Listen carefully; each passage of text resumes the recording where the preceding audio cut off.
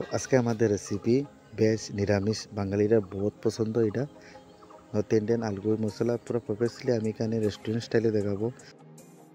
সকাল টাইমে ব্রেকফাস্ট করেন অবভিয়াসলি আমি বলবো আপনারা যখন রুটি আইটেম করেন এই রেসিপিটা ট্রাই করেন, আপনারা রুটির সাথে এটা ভালো বানাবে, খুবই স্বাদু। প্রথমত থেকে আমি ভেজিটেবল নিয়েছি, বুঝতে দেখতে পাচ্ছেন। প্রথমত আমি এখানে আলুটা কেটে নেব, বুঝতে কীরকম কাটতে হয় এই প্রসেসিংটা আমি এখানে দেখাচ্ছি। তো আলুর সাইজটা আমরা প্রথমত এরকম কেটে নেব। আমাদের আলু কাটাটা হয়ে গেছে এখানে।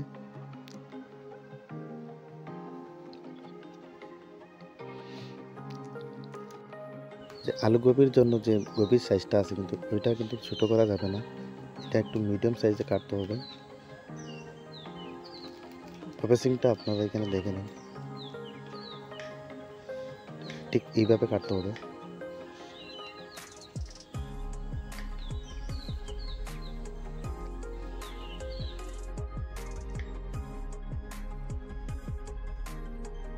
তো আমাদের ফুলকপি কাটা হয়ে গেছে। প্রথমত আমি এখানে এটা প্রথমত সিদ্ধ করব। তো এখানে আমি সসপ্যান নিয়েছি, প্রথমত সসপ্যানে আমি ঢেলে দিচ্ছি। ডালা হয়ে গেছে, এখানে আমি প্রথমত জল ঢেলে দেবো পরিমাণ হিসাবে।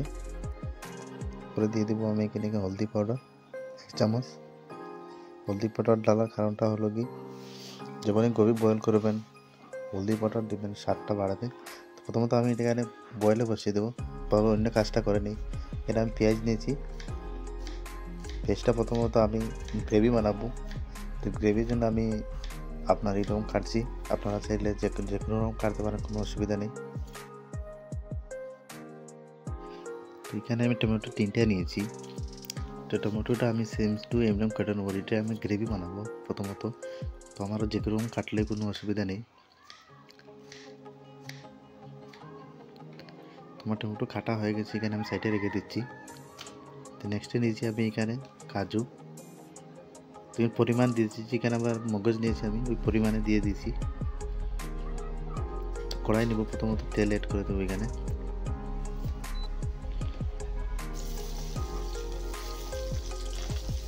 পেঁয়াজ আছে এড করে আমি এটা ঢেলে দিচ্ছি, ভালো করে ফ্রাই করবো এটাকে। ফ্রাই করার কারণটা হলো গিয়ে যে এটা গ্রেভি বানাবো, তারপর নর্থ ইন্ডিয়ান আলু গোবি মশলা তো সেম টু এইরকম করতে হবে।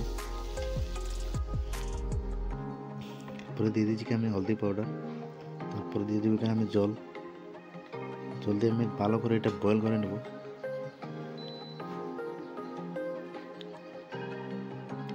আমাদের বয়েল হয়ে গেছে এখানে আমি একটা জার নিয়েছি, জার দিয়ে আমি মিক্সি মেরে দেবো এটা।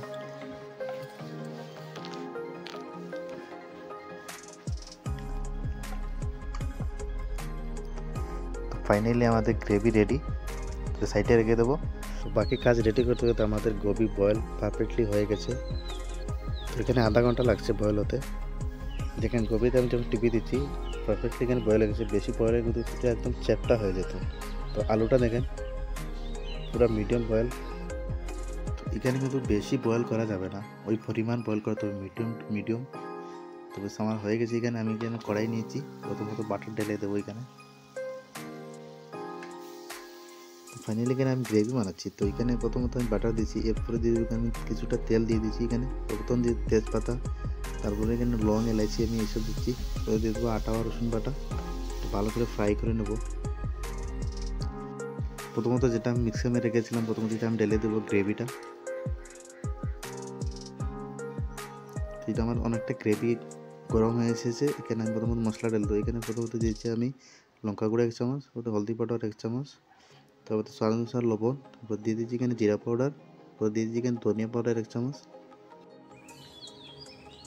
তো গ্রেভিটা অনেকটা বয়েল হয়ে গেছে, এখানে উগাল হচ্ছে। তো ফাইনালি এখানে আমি একটু ঢেকে দিয়ে দেবো আর তাড়াতাড়ি হওয়ার জন্য, কারণ 50% আমার রেডি হয়ে গেছে।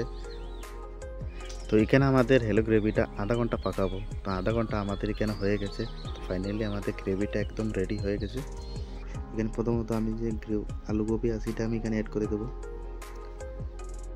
আমার যে গ্রেভিটা আছে এখানে পুরো কুকিং আছে, তো গ্রেভিটা অনেকটা পাকাতে হবে না, কিন্তু গ্রেভিটা আমাদের বয়েল আছে, অবভিয়াসলি আমাদের গ্রেভিটা তাড়াতাড়ি হয়ে যাবে। এখানে আমাদের গ্রেভিটা অনেকটা রেডি হয়ে গেছে। এখানে আমি প্রথমত দিয়ে দিব সুগার স্বাদ অনুসার, তারপরে দিচ্ছি এখানে গরম মশলা, তো গরম মশলা দেওয়ার কারণটা হলো যে কোনো আপনারা নিরামিষ গ্রেভি বানান আপনারা গরম মশলা দিবেন। গরম মশলা দিলে কুকিংয়ের স্বাদটা আপনার পুরো পারফেক্টলি চলে আসবে। তো এখানে আমাদের আলু গোবিটা পারফেক্টলি রেডি হয়ে যাচ্ছে এখানে। তো প্রথমত এখানে আমি ধনিয়া পাতা অ্যাড করে দেবো। ধনিয়া পাতা আমি পরিমাণ হিসাবে দিচ্ছি এখানে।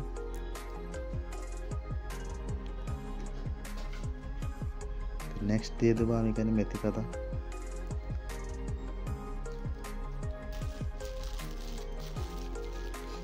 ভালো করে মিক্স করে নেবো এটা। তো অবভিয়াসলি আমাদের আলু গোবি মশলা রেডি হয়ে গেছে। তো আমি এটাই বলবো আপনারা জরুর একবার ট্রাই করেন। আর আপনারা এতক্ষণ দেখেছিলেন বাংলা রেসিপি। আর আপনার আলু গোবি মশলা কেমন লেগেছে কমেন্ট করতে ভুলবেন না। আবারও মিলবো নতুন রেসিপি নিয়ে নতুনভাবে।